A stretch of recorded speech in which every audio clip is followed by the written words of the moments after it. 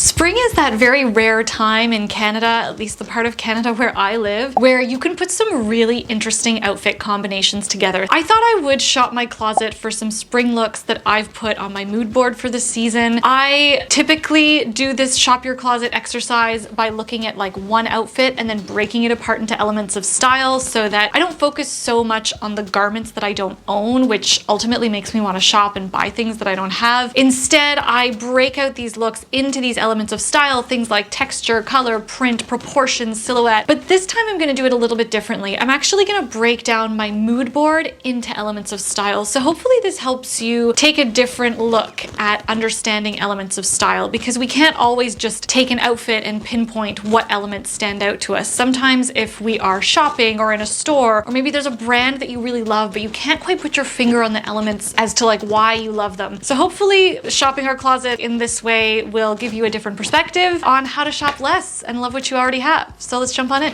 One of the first elements that I like to dig into is just the overall mood or the vibe. Like I would call this is very much in line with my 3 words. If you have no idea what I'm talking about, I will link that video up here for you. But I would definitely say these looks are understated, even though there's a lot of pieces that are polished and classic. The way they're styled and the fit on all of them, on most of them, feels very understated, a little bit more like nonchalant. These looks are very minimal. There is minimal embellishment, minimal visual drama. I also think there's a little bit of this like bombshell edge to it. A lot of these looks are a little bit more fitted. We're seeing a lot more leg than what I would normally go for. I think bombshell is kind of like a new like 4th word variant that I like to use in the summer, in the warmer months, because you can show a little bit more skin. And I think really classic, timeless. The next element that I like to look for, and I think is one of the most important when you are trying to break out a look or break out like a collection of styles and trying to pinpoint maybe why you don't or do like something, is the silhouette. The silhouette, I think, plays such a huge factor. Here, the silhouettes are so minimal, very clean. There's a lot of structure. Even if it's in a denim, not seeing a lot of slouch except in some of the trousers. But even then, the lines of the trouser, even though the fit is really relaxed and it's a little bit off the body, we've got a lot of breathing room, the structure of the pant or the trouser is very much sleek, clean lines. There's a lot of nice like balanced silhouettes here. If we're talking about proportion, there's a lot of waist definition. There's a lot of balanced top and bottom, whether it's like a more boxy blazer on top balanced out with a bigger boot or something more hefty on the bottom. There isn't a lot of drama, right? Lots of long and lengthy proportions. Lots of like maxi skirts, maxi dresses. This is definitely like newer for me, definitely a mood of the season. I'm being a little bit more inspired from what's current, and I really do love these looks. I love the high waist with a long skirt or a long pant, particularly for me because I have a very long torso and short legs, so that silhouette, that play on proportion really works for me. I'm noticing in terms of like another little styling tweak, this isn't necessarily an element, but seeing a lot of like shirts tucked in, either the half tuck or the full tuck, to give us that waist definition. And I think that's really important to note, because I think that's what leaves us with that balance of classic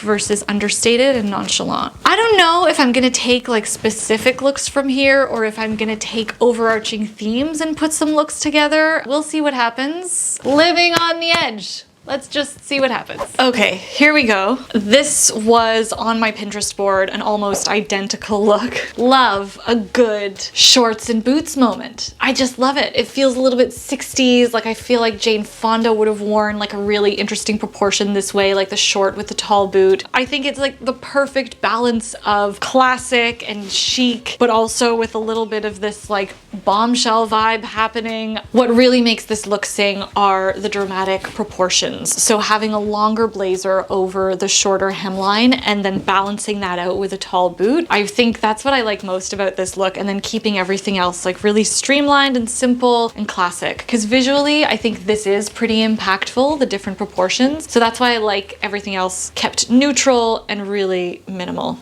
and easy.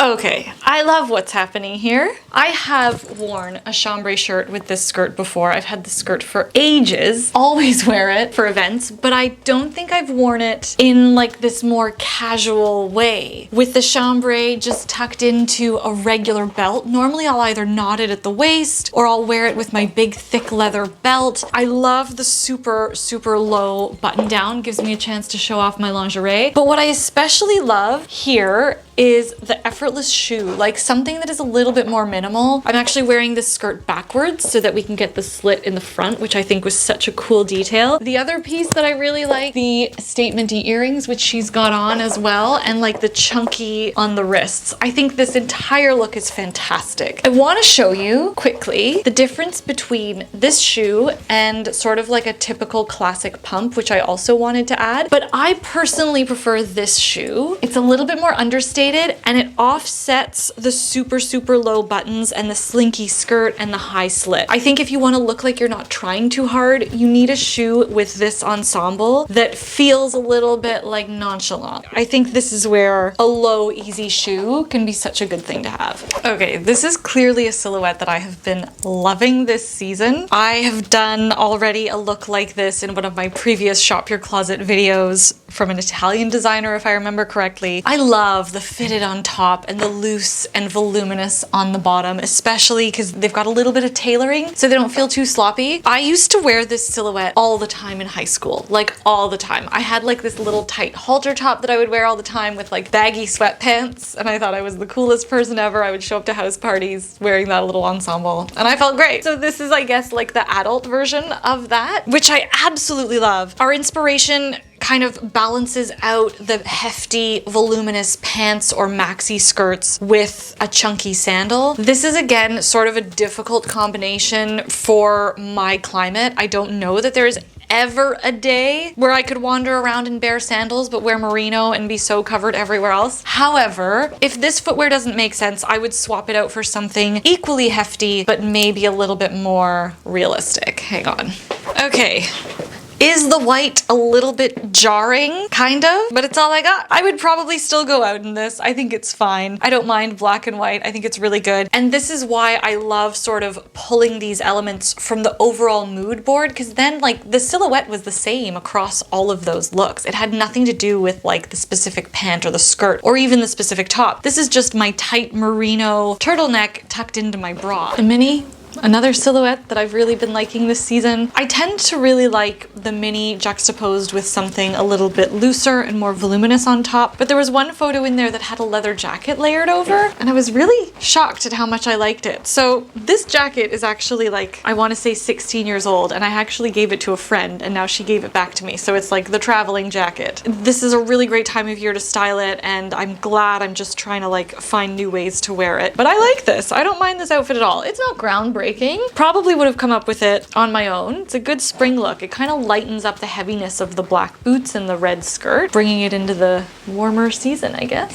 So that is what I have for you today. I hope you enjoyed today's video. Let me know if you liked any of those looks, if you thought they were a hit or a miss. Actually, no, they're all a hit because I learned something new and I came out with new outfits. Give this video a thumbs up if you liked it. Hit subscribe if you haven't already. Don't forget to stand by for when tickets will go on sale for our next Shop Your Closet live digital event. If you liked today's video, you will love that event because we go deep into the elements of style and we do it with someone else's closet. Actually, 2 other people's closets, not my own, in case you're kind of bored of mine, bored of seeing my body. I hope you have a wonderful rest of your week. Thank you so much for watching. It always means so much, and I will see you in the next slow fashion video. Ciao!